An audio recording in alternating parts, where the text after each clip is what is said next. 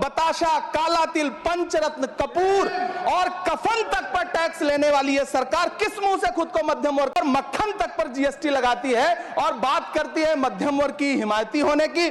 जिंदा रहते हुए इंसान नहीं मर जाते, धड़कने रुकने से अरमान नहीं मर जाते, सांसें थम जाने से ऐलान नहीं मर जाते, जिस्म की मौत कोई मौत नहीं होती है। खाता है एक तीसरा आदमी भी है जो न रोटी बेलता है न रोटी खाता है, वो सिर्फ रोटी से खेलता है।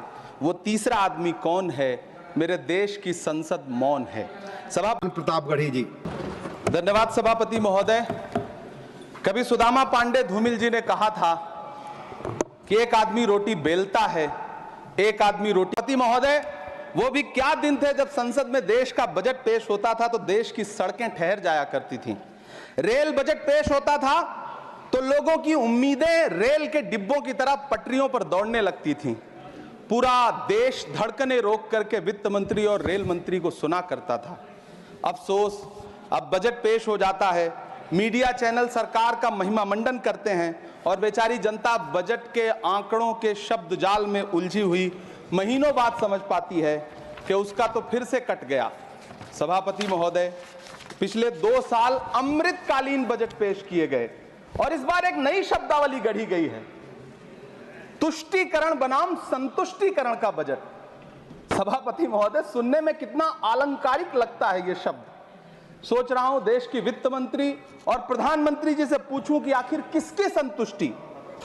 जिस बजट में मनरेगा के लिए 1 रुपए की बढ़ोतरी ना हो, वही पुराना 86,000 करोड़, जबकि पहले ही 9,754 करोड़ का घाटा हो, जिस मनरेगा से करोड़ों मजदूरों के घर में चूल्हा जलता हो, उस मनरेगा में काम करने वाले गरीब मजदूरों के लिए अगर आपके खजाने से 1 रुपया भी इजाफी नहीं निकल सका तो भला कौन संतुष्ट हुआ साहब? इस देश का गरीब मजदूर या आपके उद्योगपति दोस्त?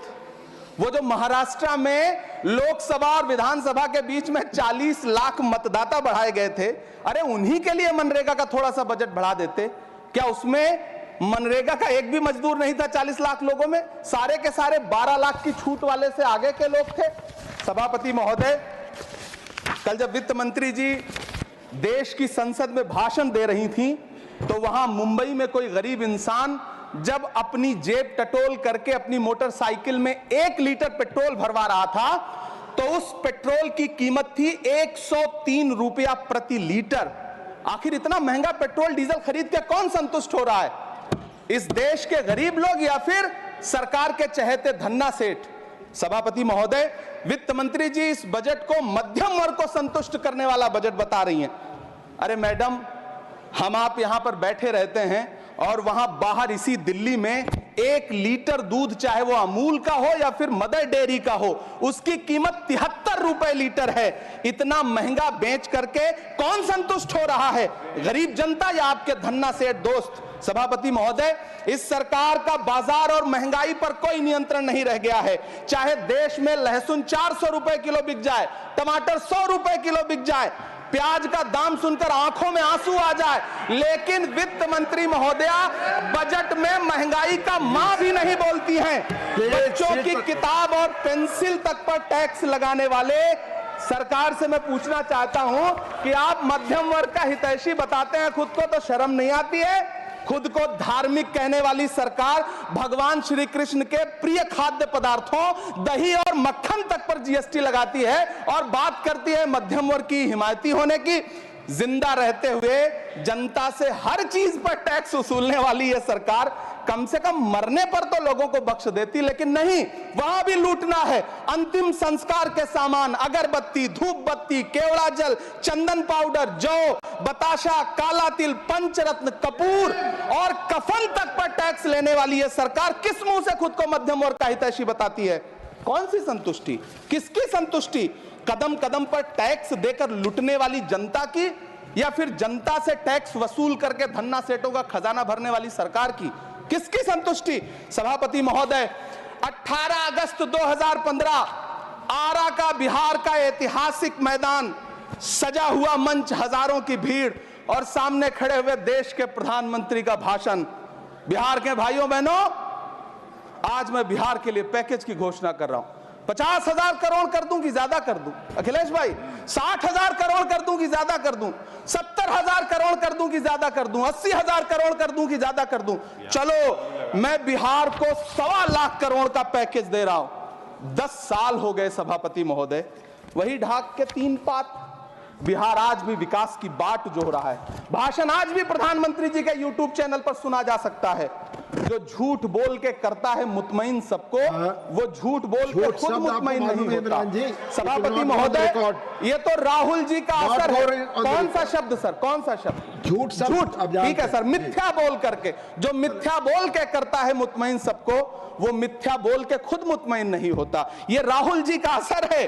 जो मखाना बोर्ड की घोषणा हुई, अखिलेश जी आपको याद होगा, भारत जोड़ो न्याय यात्रा में 30 जनवरी 2024 को बिहार के रंगभूमि मैदान में राहुल गांधी जी का पूर्णिया में भाषण था और उसमें मखाना को लेकर उन्होंने आवाज उठाई थी। ये उनका असर है कि आपको मखाना बोर्ड बनाना पड़ा, वरना तो आप मैखाना बोर्ड बनाने वाले लोग हैं। सभापति महोदय, बिहार को झूठे पैकेज और चुनावी दिलासे देना बंद करिए। आज भी जब कोसी में बाढ़ आती है तो पूरा सीमांचल बर्बाद हो जाता है। मैंने उस तबाही को अपनी आंखों से देखा है। 2016-17 की बाढ़ में अपने इन्हीं हाथों से राहत सामग्री बांटी है मैंने। अगर सच में बिहार के लिए कुछ करना चाहते हैं तो बिहार को बाढ़ से बचाने का प्रबंध करिए। पूर्णिया एयरपोर्ट 10 साल से बाट जो रहा है, घोषणा 2014 में हुई, बन के आज तक तैयार नहीं हुआ। अलीगढ़ मुस्लिम विश्वविद्यालय का किशनगंज सेंटर बजट के अभाव में दम तोड़ता जा रहा है। मैंने पिछले बजट सत्र में भी आवाज उठाई थी। आज फिर वित्त मंत्री जी से अनुरोध करना चाहता हूं, दामन फैला करके, कि अलीगढ़ मुस्लिम विश्वविद्यालय का किशनगंज सेंटर बन जाने दीजिए। आखिर कौन सी नफरत है? ये मुल्क हमारा भी है। इस मुल्क की मिट्टी में हमारा भी खून पसीना शामिल है। हमसे इतनी भी क्या नफरत? रिश्तों की ये नाजुक डोरें तोड़ी थोड़ी जाती हैं। अपनी आंखें दुखती हो तो फोड़ी थोड़ी जाती हैं। सभापति महोदय, अल्पसंख्यक मंत्रालय का बजट काटकर मौलाना आजाद नेशनल फेलोशिप बंद कर देना, प्री मैट्रिक स्कॉलरशिप बंद कर देना, नई मंजिल योजना बंद करना, धरोहर योजना बंद करना। 2024-25 के बजट में माइनॉरिटी मिनिस्ट्री के लिए 3,183 करोड़ रुपए की घोषणा हुई, लेकिन देश को हैरत होगी कि बाद में समीक्षा करके लगभग आधा कर दिया गया, 1,868 करोड़ रुपए। मैं तो सरकार से पूछना है कि कौन संतुष्ट हुआ? इस देश का अल्पसंख्यक संतुष्ट हुआ या आप संतुष्ट हुए? किसका संतुष्टिकरण? सभापति महोदय, मैं प्रधानमंत्री जी से कहना चाहता हूं कि आप ही ने 1 मार्च 2018 को किंग अब्दुल्ला को, जॉर्डन के किंग अब्दुल्ला को मेहमान बना करके इसी दिल्ली में एक कॉन्फ्रेंस में कहा था कि मैं मुसलमानों के एक हाथ में कंप्यूटर और दूसरे हाथ में कुरान देना चाहता हूं। कंप्यूटर देने की बात तो छोड़िए, पढ़ाई के लिए जो स्कॉलरशिप मिल रही थी उसको भी छीन लिया आपने। किसको संतुष्ट करने के लिए? हम समझते हैं इस साजिश को। आप माइनॉरिटी मिनिस्ट्री का बजट काटते काटते एक दिन मिनिस्ट्री को ही बंद कर देना चाहते हैं। वो जहर देता तो सबकी नजर में आ जाता, सो ये किया कि हमें वक्त पर दवाएं न दी। सभापति महोदय, मैं तो वित्त मंत्री जी से पूछना चाहता हूं आपके माध्यम से कि शायद आपको पता ही नहीं है कि गृहस्थी चलाने वाली एक गृहिणी की मुश्किलें क्या क्या होती हैं। आपने कभी सोचा भी नहीं होगा कि जब वो किचन में सब्जी बनाने के लिए कढ़ाई में तेल डालती है तो उसके साथ उसके आंसू भी गिरते हैं। सभापति महोदय, शायद उन्हें पता भी ना हो कि एक छोटी सी गाड़ी और एक छोटे से फ्लैट का EMI भरने के बाद इस देश का एक गरीब इंसान जब अपने बच्चों की फीस भरने के बारे में सोचता है तो उसे कितनी खुशियों का गला घोंटना पड़ता है। शायद उनको पता भी नहीं है कि फसल बेच करके बिटिया की शादी का सपना सजाने वाला किसान जब अपनी फसल बर्बाद देखता है तो कितनी रातें सो भी नहीं पाता है। सभापति महोदय, शायद वो कभी इस पीड़ा को समझ ही नहीं पाएंगी कि परिवार के किसी एक सदस्य को कैंसर जैसी बीमारी हो जाए तो घर और जमीनें गिरवी रख उठती हैं लेकिन इलाज नहीं हो पाता। सभापति महोदय, इसी देश की संसद में कभी स्वर्गीय सुषमा स्वराज जी ने कहा था कि तब जब देश की करेंसी गिरती है तब देश की प्रतिष्ठा गिरती है। एक तरफ कोलंबिया जैसा छोटा सा देश और उसके प्रधानमंत्री गुस्तावो पेत्रो खड़े हैं जो कोलंबिया के नागरिकों को हथकड़ी लगाकर लाने वाले जहाज को अमेरिका बैरंग वापस लौटा दे रहे हैं, और दूसरी तरफ हमारे प्रधानमंत्री जी खड़े हैं जो बेड़ी और हथकड़ी लगा करके लाए गए बेटों के अपमान पर एक शब्द नहीं बोल रहे। सभापति महोदय, मैं इतिहास के पन्ने पलट रहा हूं, मुझे 2 किरदार याद आ रहे हैं। एक तरफ निक्सन के 7वें बेड़े की धमकियों के सामने लोहे की तरह अडिग इंदिरा गांधी खड़ी हैं, तो दूसरी तरफ खुद ही नमस्ते ट्रंप का नारा लगाते हुए प्रधानमंत्री जी खड़े हैं। मेरे कानों में सुषमा स्वराज जी की आवाज गूंज रही है।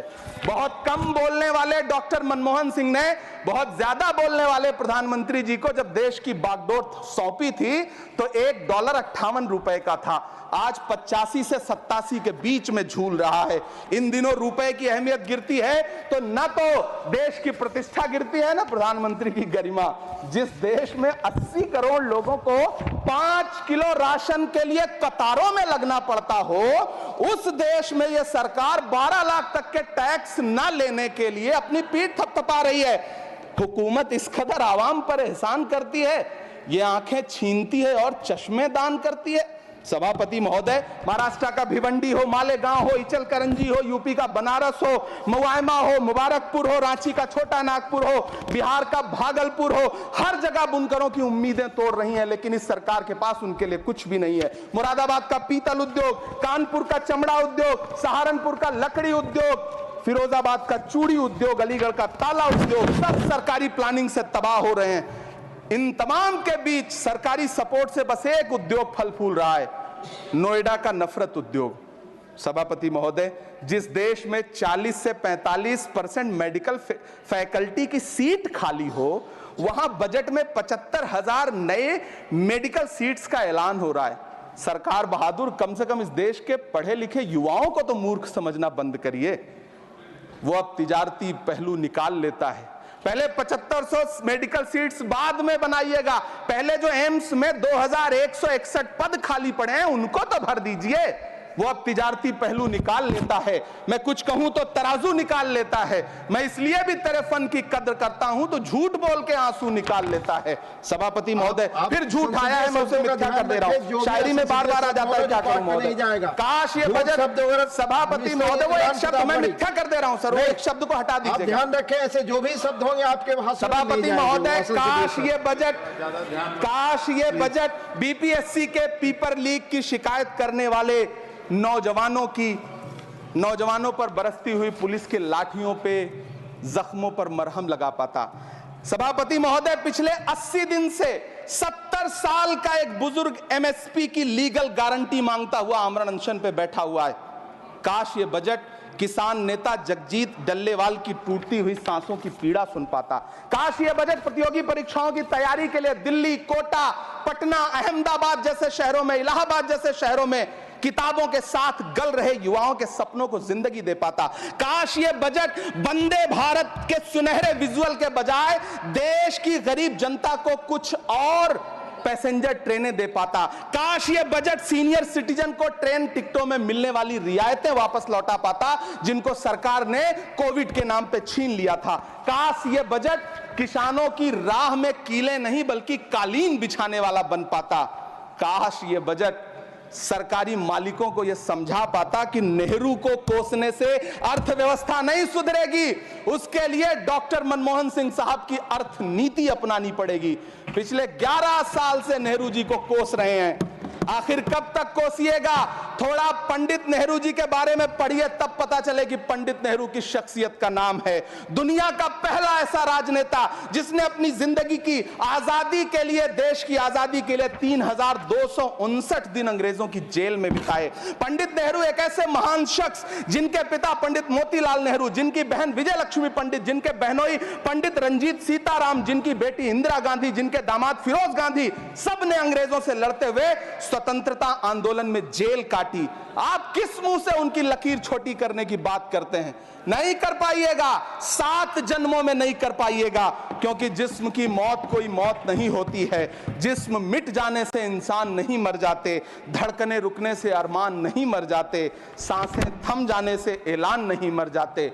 जिस्म की मौत कोई मौत नहीं होती है। सभापति महोदय, मैं आपके सामने खड़ा होकर के एक बहुत छोटी सी कहानी सुनाना चाहता हूं कि महान बादशाह सिकंदर ने जब यूनान फतेह किया तो जीत का जश्न मनाने के लिए शहर की सड़कों पर निकला, तो उसने देखा कि पूरा शहर तो जश्न मना रहा है, एक फकीर सड़क के किनारे चादर तान के सो रहा है। सिकंदर को गुस्सा आया, घोड़े से उतरा, उस फकीर के पास गया और उसे सोता देख करके उसे जोर की एक लात मारी और लात मार के कहा कि क्यों रे फकीर, मैंने यूनान फतेह कर लिया, लोग जश्न मना रहे हैं और तू सो रहा है। उस फकीर ने उन्नीदी आंखों से सिकंदर को देखा और देख करके कहा कि शहर जीतना बादशाहों का काम है, लेकिन लात मारना तो गधे का काम है। सभापति महोदय, गरीब जनता को लात मारना बंद करिए। ये अमीरों के लिए बनाया गया बजट है, ये निराशाजनक बजट है। हम अमृतकाल सुनते आ रहे थे, ये अमृतकाल इतनी जल्दी समाप्त हो गया कि अब अमृतकाल का कोई नाम तक नहीं लेना चाहता है। इसलिए मैं इस सदन में खड़ा होकर के देश की वित्त मंत्री महोदया से कहना चाहता हूं कि आपने अल्पसंख्यकों के बजट में जो कटौती की है उसको बहाल करिए। आपने मनरेगा को जो स्थिर रखा है उसका घाटा 9,754 करोड़ है, कम से कम उतना बढ़ा करके फिर से उसे बहाल करिए। नौजवानों के लिए रोजगार दीजिए, किसानों को एमएसपी की लीगल गारंटी दीजिए। यही